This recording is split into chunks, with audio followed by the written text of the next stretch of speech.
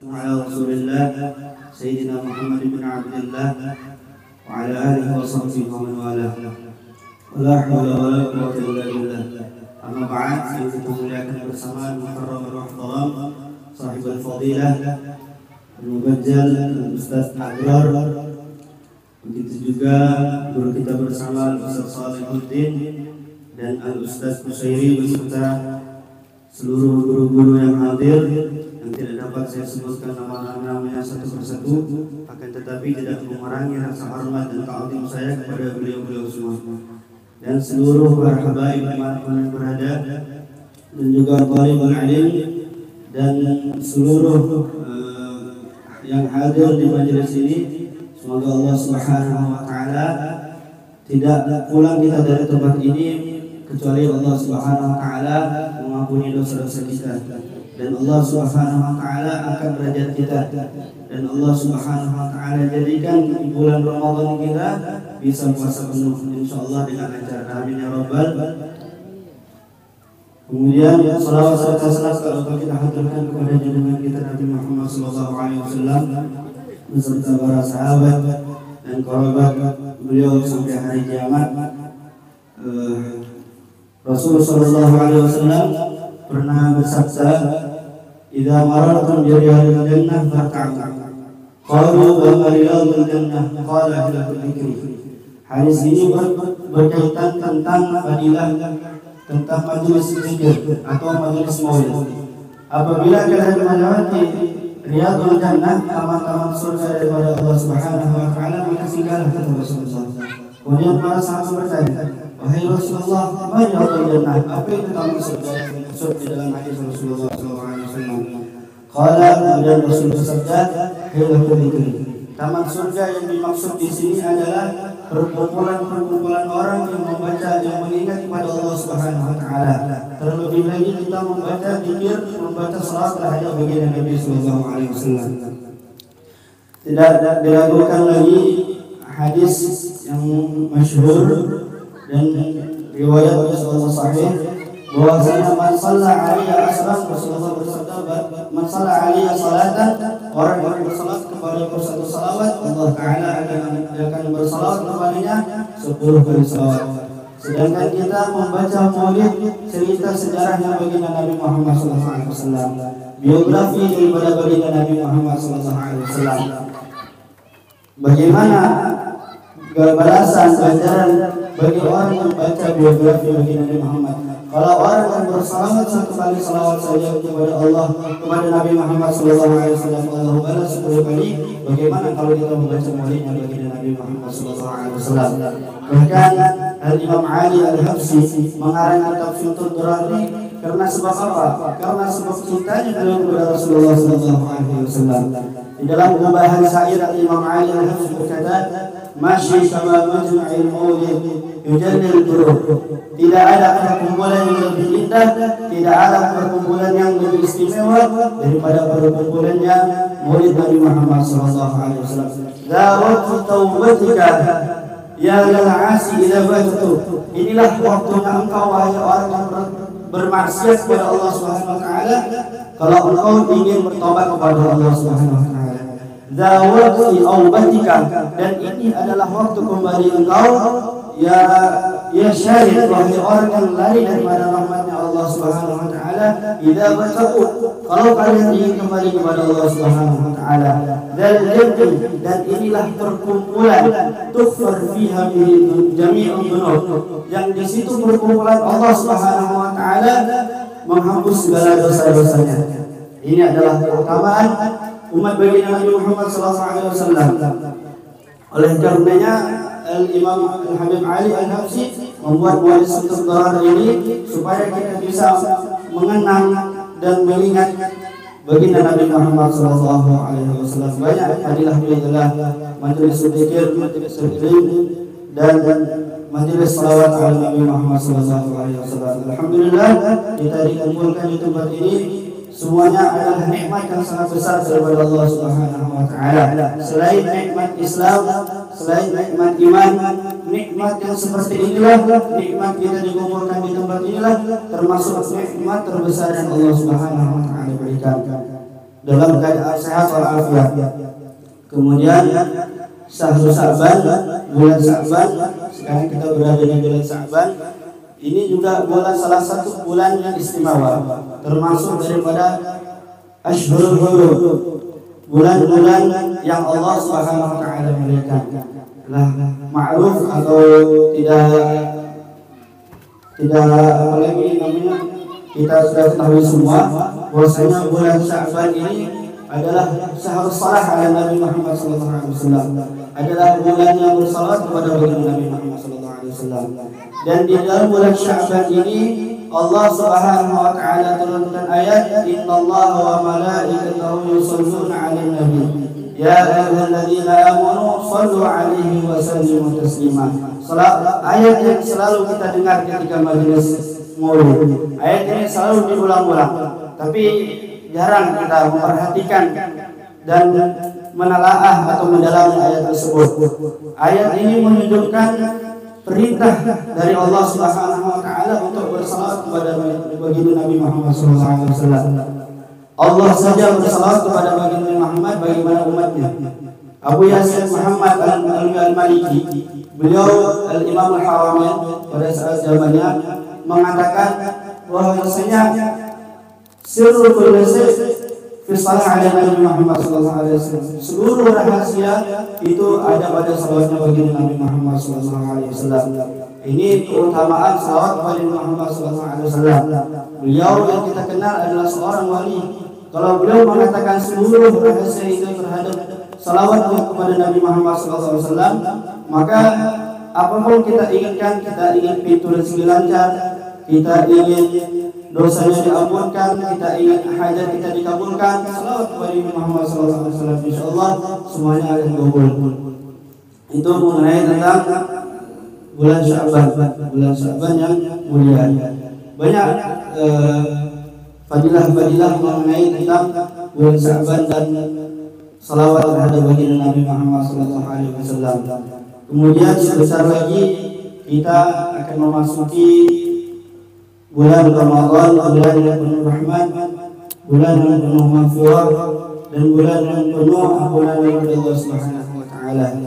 Rasulullah SAW pernah bersabda, "Awwaluha rahmah, awsatuha maghfirah, wa akhiruha itqun minan nar." Ramadan ini mempunyai keistimewaan ada 3.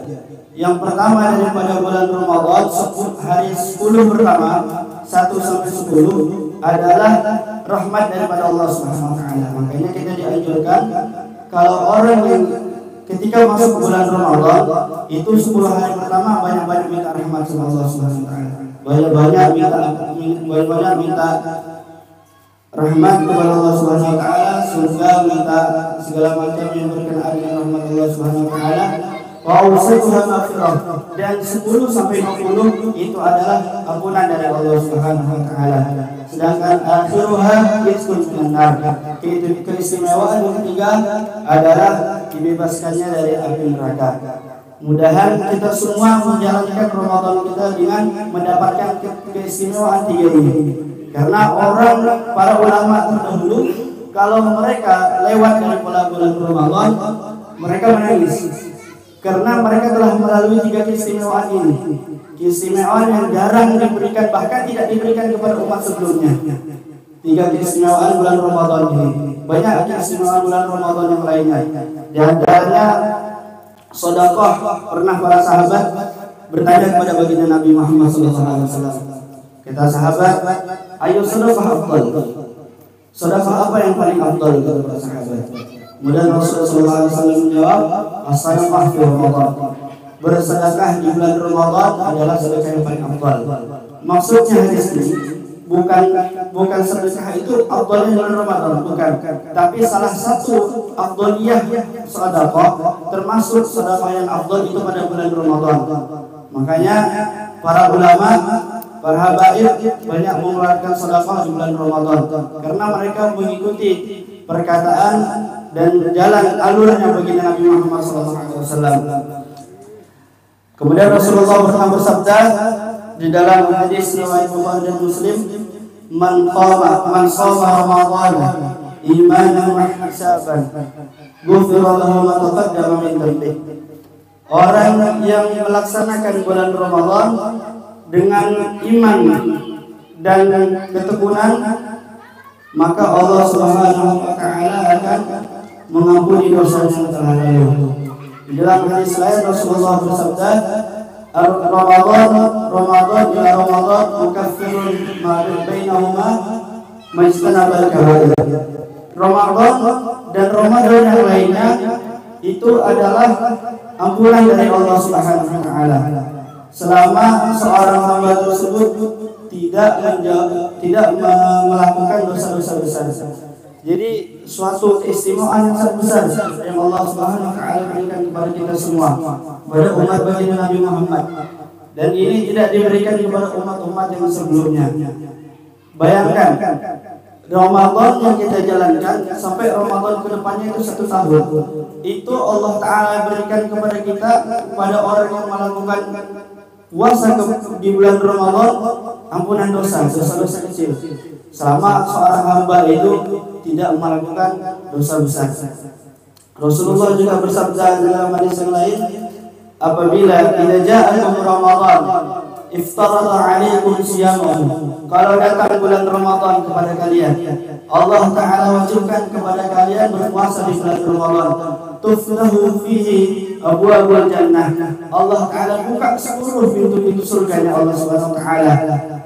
Salah satu bentuk daripada rahmat yang Allah Subhanahu wa taala berikan kepada kita semua. Waktu fihi abwaabul jahim. Dan semua pintu api neraka Allah Ta'ala tutup. Waktu fihi syayatin. Dan semua para setan dibelenggu, diikat pada bulan Ramadan. Kemudian Rasul Shallallahu Alaihi Wasallam mengisyaratkan kepada kita semua bahwasanya bulan Ramadan nanti itu bisa memberikan syafaat kepada kita hari kiamat. Begitu juga Al-Quran.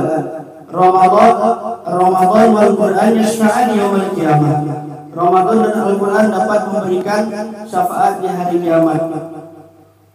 Kemudian Ramadan berkata kepada Allah Subhanahu wa taala, ya Allah, mana aduhu 'anil ta'am. Aku mencegahnya daripada makanan, wasyahawat, dan aku mencegahnya daripada syahwat bin nahar. Di siang hari, fasyafi'i fihi, maka berikanlah syafaatku kepada dia di hari kiamat. Kemudian Al-Quran juga berkata kepada Allah, ya Rabb, wahai Allah, mana aduhu 'anil naum bil lail. Aku mencegah dia tidur di malam hari. Fasyafi'i fihi, maka berilah juga syafaatku kepada dia di hari kiamat. Qala, kemudian Rasul sallallahu alaihi wasallam bersabda, fayashfa'ani, maka kedua itu Ramadan dan Al-Quran memberikan syafaat di hari kiamat. Tidak diragukan lagi, bulan Ramadan adalah bulan yang istimewa. Maka kita seluruhnya yang hadir di majelis ini bersiap-siap untuk menyambut datangnya bulan Ramadan. Para ulama terdahulu, mereka sebelum datangnya bulan Ramadan, banyak di antara mereka yang khalwat, yang tidak ingin keluar daripada rumahnya, hanya berzikir kepada Allah Subhanahu wa taala, mensucikan hatinya daripada hal-hal yang buruk, yang kotor, yang dapat mengotorkan hatinya. Itu kebiasaan daripada ulama-ulama kita terdahulu. Ini menunjukkan bahwasanya betapa pentingnya bulan Ramadan yang akan datang ini pada kita semua. Jangan sampai kita kelewatan daripada fadilahnya bulan Ramadan. Di dalam hadis lain Rasulullah berkata, "Lailatul fihi khairun min alfi syahr." Satu malam di bulan Ramadan itu lebih baik daripada 1000 bulan. Itu tidak lain adalah Lailatul Qadar. Mudah-mudahan kita semua di bulan Ramadan mendapatkan malam Lailatul Qadar. Amin ya rabbal alamin. Allah Subhanahu wa taala berfirman, ya ayyuhalladzina amanu kutiba alaikumus syiyam kama kutiba alal ladzina min qablikum la'allakum tattaqun. Poinnya kita ambil daripada ayat firman Allah Subhanahu wa taala ini adalah ujung daripada ayat ini. Apa itu? La'allakum tattaqun. Allah Subhanahu wa taala mewajibkan kepada kita berpuasa agar kita menjadi hamba yang bertakwa kepada Allah Subhanahu wa taala. Satu syarat, dengan syarat kalau kita menjalani puasa tersebut dengan betul-betul, dengan menjauhi segala apa yang diharamkan oleh Allah Subhanahu wa taala, niat yang ikhlas, kemudian kita bersihkan hati kita daripada segala hal yang kotor, itu syaratnya. Kalau kita ingin mendapatkan daripada poin yang terakhir tadi, itu la'allakum tattaqun, agar kita semua menjadi orang yang bertakwa. Itu saja yang dapat saya sampaikan. Mungkin selebihnya dapat disempurnakan oleh saudara kita Ustaz Rusdi Mubarak. Wabillahi taufiq wal hidayah. Wassalamualaikum warahmatullahi wabarakatuh.